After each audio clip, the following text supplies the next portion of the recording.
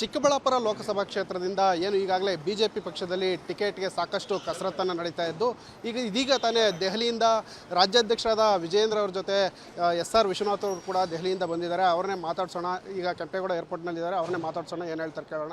Sir, ಈಗ ಎಸ್.ಆರ್. ವಿಶ್ವನಾಥ್ ಅವರ ಮಗ ಮತ್ತು ಸುಧಾಕರ್ ಅವ್ರ ಜೊತೆ ಈಗಾಗಲೇ ಏನು ಟಿಕೆಟ್ಗೆ ಸಾಕಷ್ಟು ಕಸರತ್ತು ನಡೀತಾ ಇದೆ. ನೀವು ಕೂಡ ಇವತ್ತು ದೆಹಲಿಗೆ ಭೇಟಿ ಕೊಟ್ಟಿದ್ರಿ, ಏನು ಹೇಳ್ತೀರಾ ಸರ್? ದೆಹಲಿಗೆ ನಾನು ಹೋದಾಗ ಯಡಿಯೂರಪ್ಪರು ಮತ್ತು ನಮ್ಮ ರಾಜ್ಯಾಧ್ಯಕ್ಷ ಅಂತ ವಿಜಯಾನಂದ್ರ ಅವರನ್ನ ಭೇಟಿ ಮಾಡಿದೆ. ನಾನು ಬೇರೆ ಯಾರು ವರಿಷ್ಠರನ್ನು ಕೂಡ ನಾನು ಭೇಟಿ ಮಾಡಿಲ್ಲ. ಸೊ ನಿನ್ನೆ ರಾಷ್ಟ್ರೀಯ ಅಧ್ಯಕ್ಷ ಅಂತ ನಡ್ಡಾಜಿಯವರು ಅಮಿತ್ ಶಾ ಅವ್ರ ಜೊತೆಯಲ್ಲಿ ನಮ್ಮ ರಾಜ್ಯದ ಮುಖಂಡರುಗಳೆಲ್ಲ ಕೂಡ ಉಳಿಕೆ 6 ಸೀಟ್ಗಳ ಬಗ್ಗೆ ಮತ್ತು JDS ಕೊಡ್ತಕ್ಕಂಥ 3 ಸ್ಥಾನಗಳ ಬಗ್ಗೆ ಚರ್ಚೆ ಮಾಡಿದ್ರು ಅಂತೇಳಿ ಸುದ್ದಿ. ಚಿಕ್ಕಬಳ್ಳಾಪುರದ್ದು ಸಾಕಷ್ಟು ಚರ್ಚೆಗಳು ಕೂಡ ಆಗಿದೆ. ಅಂತಿಮವಾಗಿ 2 ಹೆಸರುಗಳನ್ನು ಕೂಡ ರಾಷ್ಟ್ರೀಯ ವರಿಷ್ಠ ಮಂಡಳಿ ತೀರ್ಮಾನಕ್ಕೆ ಅಂತಕ್ಕಂಥ ಮಾತನ್ನು ಹೇಳಿದ್ದಾರೆ ಅಂತಕ್ಕಂಥದ್ದು ನನಗಿರ್ತಕ್ಕಂಥ ಮಾಹಿತಿ. ಆದರೆ ಇವತ್ತು ಅಲೋಕ್ ಕೂಡ ಒಬ್ಬ ಯುವಕ, 29 ವರ್ಷ. ಇವತ್ತು ರಾಷ್ಟ್ರೀಯ ಯುವ ನೀತಿ ಮತ್ತು ರಾಜ್ಯ ಯುವ ನೀತಿಯಲ್ಲಿ ಕೂಡ ಯುವಕರಿಗೆ ಒಂದು ರಾಜಕಾರಣದಲ್ಲಿ ಬೇರೆ ಬೇರೆ ಸಂದರ್ಭದಲ್ಲಿ ಅವಕಾಶ ಕೊಡಬೇಕು ಅಂತಕ್ಕಂಥದ್ದು ನಮ್ಮ ಪಕ್ಷದ ನಿಲುವು ಕೂಡ ಹೌದು. ಆ ಒಂದು ದೃಷ್ಟಿಯಿಂದ ನನ್ನ ಮಗ ಅನ್ನೋ ದೃಷ್ಟಿಯಿಂದ ಅಲ್ಲ ಅಲ್ಲಿ, ಯಾಕಂದರೆ ನನಗೆ ಕುಟುಂಬದ ರಾಜಕಾರಣ ನಾನು ಮಾಡೋಕ್ಕೆ ಹೋಗೋದಿಲ್ಲ. ಅದರಲ್ಲಿ ಎಲ್ಲ ನನಗೆ ಬೇಕು ಅಂತಕ್ಕಂಥದ್ದು ನಾನಲ್ಲ. ಆ ದೃಷ್ಟಿಯಿಂದ ಒಬ್ಬ ವಿದ್ಯಾವಂತ ಮತ್ತು ಯುವಕ ಮತ್ತು ಈಗಾಗಲೇ ಸಾಕಷ್ಟು ಸಂಘಟನೆ ಮಾಡಿರ್ತಕ್ಕಂಥ ಅಲೋಕ್ ಅವ್ರಿಗೆ ಸೀಟನ್ನು ಕೊಟ್ಟರೆ ಸುಲಭವಾಗಿ ಗೆಲ್ಬೋದು, ಕಾಂಗ್ರೆಸ್ಸಿಂದ ಯಾರೇ ಅಭ್ಯರ್ಥಿ ಆದರು ಅಂತಕ್ಕಂಥ ಮಾತನ್ನು ಹೇಳ್ತಾಯಿದ್ರು. ಇದರ ಮಧ್ಯದಲ್ಲಿ ಸುಧಾಕರ್ ಅವರು ಪಾಪ ಅವರು ಚುನಾವಣೆಯಲ್ಲಿ ಒಬ್ಬ ಮಂತ್ರಿ ಆಗಿದ್ದಂಥವ್ರು ಸೋತಿರ್ತಕ್ಕಂಥ ನೋವಿದೆ. ಸೊ ಅವರು ಕೂಡ ನನ್ನ ಹತ್ರ ಹೇಳಿರ್ತಕ್ಕಂಥದ್ದು, ವಿಶ್ವಣ್ಣ 4 ವರ್ಷ ನಾನು ಮನೇಲಿ ಕೂತ್ಕೊಂಡು ಟೈಮ್ ಪಾಸ್ ಮಾಡೋಕ್ಕಾಗೋದಿಲ್ಲ. ಸೊ ನಾನು 1 ಟರ್ಮ್ ಮಾತ್ರ ಸ್ಪರ್ಧೆಯನ್ನು ಮಾಡ್ತೀನಿ, ಆಮೇಲೆ ಅಲೋಕೆ ರಾಜಕಾರಣದಲ್ಲಿ ಮುಂದುವರಿಲಿ ಅಂತೇಳಿ. ಸೊ ಆ ಥರ ಅಂದಾಗ 4 ವರ್ಷಕ್ಕೆ ಮಾತ್ರ ಲೋಕಸಭಾ ಸದಸ್ಯನಾಗಿ ಮುಂದೆ ಕಾರ್ಯಕರ್ತರು ಮತ್ತು ಕ್ಷೇತ್ರದ ಸಮಸ್ಯೆಗಳನ್ನು ಬಗೆಹರಿಸೋಕ್ಕಾಗೋದಿಲ್ಲ. ಸೊ ಆ ದೃಷ್ಟಿಯಿಂದ ನಾನೇ ಒಂದು ತೀರ್ಮಾನ ಮಾಡಿದೆ. ಕೊಟ್ಟರೆ ಅಲೋಕ್ ವಿಶ್ವನಾಥ್ ಅವರು ಕೊಟ್ಟರೆ ಭಾಳ ಒಳ್ಳೆಯದು, ಒಬ್ಬ ಯುವಕನನ್ನು ಬೆಳೆಸ್ದಂಗೆ ಆಗ್ತದೆ. ಮತ್ತು ಅವನ ಮೇಲೆ ಯಾವುದು ಕಪ್ಪು ಚುಕ್ಕೆ ಏನು ಒಂದು ಚೂರು ಕೂಡ ಎಲ್ಲೂ ಕೂಡ ಕಪ್ಪು ಚುಕ್ಕೆ ಇಲ್ಲ. ಅದರಲ್ಲಿ ಆಗಲಿಲ್ಲ ಅಂದರೆ ಈ ಕ್ಷೇತ್ರವನ್ನು ಬೇರೆಯವ್ರ ಪಾಲಾಗಿ ಬಿಟ್ಕೊಡೋದಕ್ಕೆ ನಮಗಾಗಲಿ ನಮ್ಮ ಚಿಕ್ಕಬಳ್ಳಾಪುರದ ಮುಖಂಡರುಗಳಿಗಾಗಲಿ ಇಷ್ಟ ಇಲ್ಲ. ಇದು ಭಾರತೀಯ ಜನತಾ ಪಾರ್ಟಿ ತೆಕ್ಕೆಯಲ್ಲಿದ್ದಿದ್ದು.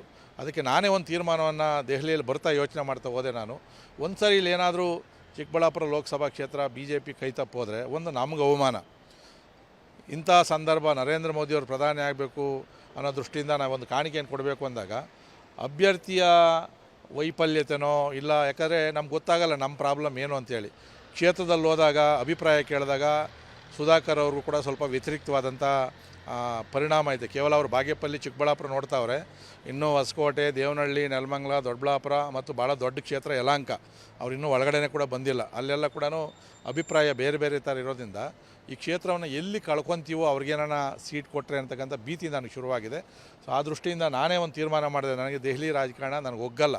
ಆದರೂ ಕೂಡ ಪಕ್ಷದ ದೃಷ್ಟಿಯಿಂದ ಮೋದಿಜಿಯವ್ರಿಗೊಂದು ಸ್ಥಾನವನ್ನು ಗೆದ್ದುಕೊಡ್ಬೇಕು ಅನ್ನೋ ದೃಷ್ಟಿಯಿಂದ ನಾನೀಗ ತೀರ್ಮಾನ ಮಾಡಿ ರಾಜ್ಯಾಧ್ಯಕ್ಷರು ಕೂಡ ಹೇಳಿದ್ದೀನಿ, ನಾನು ಚುನಾವಣೆಗೆ ಚಿಕ್ಕಬಳ್ಳಾಪುರ ಲೋಕಸಭಾ ಕ್ಷೇತ್ರಕ್ಕೆ ನಾನು ಆಕಾಂಕ್ಷಿ ಆಗಿದ್ದೀನಿ.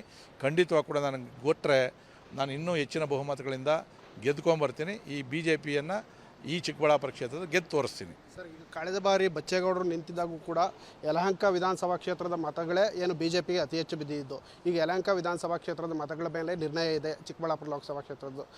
ಇದ್ರ ಬಗ್ಗೆ ಏನು ಹೇಳ್ತೀರಾ ಸರ್? ನೋಡಿ, ಚಿಕ್ಕಬಳ್ಳಾಪುರ ಈಗ ಯಲಹಂಕ 4,60,000 ಓಟ್ ಇರ್ತಕ್ಕಂಥದ್ದು. ಅಂದರೆ ಬೇರೆ 2 ಕ್ಷೇತ್ರಗಳಿಗಿಂತಲೂ ಜಾಸ್ತಿ ಒಟ್ಟು ಹಾಕಿದ್ರೆ ನಮ್ಮ ಇರ್ತಕ್ಕಂಥದ್ದು. ಮತ್ತು BJP ಭಾಳ ಪ್ರಬಲವಾಗಿರ್ತಕ್ಕಂಥದ್ದು. ಕಳೆದ ಸಾರಿ 76,000 ಲೀಡನ್ನು ಚಿಕ್ಕಬಳ್ಳಾಪುರದಲ್ಲಿ ಕೊಟ್ಟೆ. ಕೇವಲ ಒಂದೇ ದಿನ ನಾನು ಪ್ರವಾಸ ಮಾಡಿದ್ದು. ಇಡೀ ನಮ್ಮ ಕಾರ್ಯಕರ್ತರ ಮುಖಂಡರು ಅಷ್ಟು ಲೀಡನ್ನು ಕೊಟ್ಟಿದ್ದರು.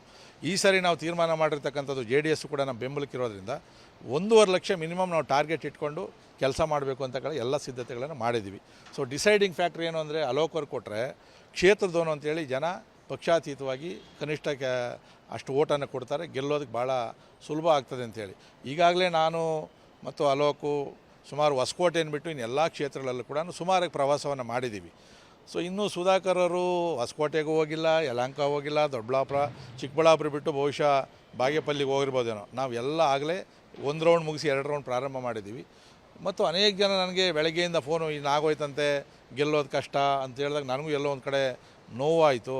ಅನೇಕ ಜನ ಕಾಂಗ್ರೆಸ್ ಅವರು ಹೇಳ್ತಾರೆ, ಯಾಕಣ್ಣ ಹಿಂಗೆ ಮಾಡ್ಕೊಂಡ್ರಿ ಅಂತಾರೆ. JDS ಅವರು ಹೇಳ್ತಾರೆ, ನಾವು ಯಾವುದೇ ಕಾರಣದಿಂದ ಅವರಾದರೆ ಸ್ವಲ್ಪ ಕಷ್ಟ ನಮಗೆ ಬೆಂಬಲ ಕೊಡೋದು ಅಂತ ಹೇಳಿದ್ರು. ಎಲ್ಲವನ್ನು ಯೋಚನೆ ಮಾಡಿ ಪಕ್ಷದ ಹಿತದೃಷ್ಟಿಯಿಂದ ನಾನು ಲೋಕಸಭಾ ಸ್ಥಾನಕ್ಕೆ ನಿಲ್ಲೋದಕ್ಕೆ ತೀರ್ಮಾನ ಮಾಡಿದ್ದೀನಿ. ಸರ್, ಈಗ ಅಲೋಕ್ ವಿಶ್ವನಾಥ್ ಅವರು ಸುಧಾಕರ್ ಅವರಿಗೆ ಟಿಕೆಟ್ ಇಬ್ಬರಿಗೂ ಆಗಲಿಲ್ಲ ಅಂದರೆ ನೀವು ಬಂಡಾಯವಾಗಿ ನಿಲ್ಲಕ್ಕೆ ಏನಾದ್ರು ರೆಡಿ ಇದೆ? ಬಂಡಾಯ ಅನ್ನೋದು ನನ್ನ ಡಿಕ್ಷನರಿನೂ ಇಲ್ಲ.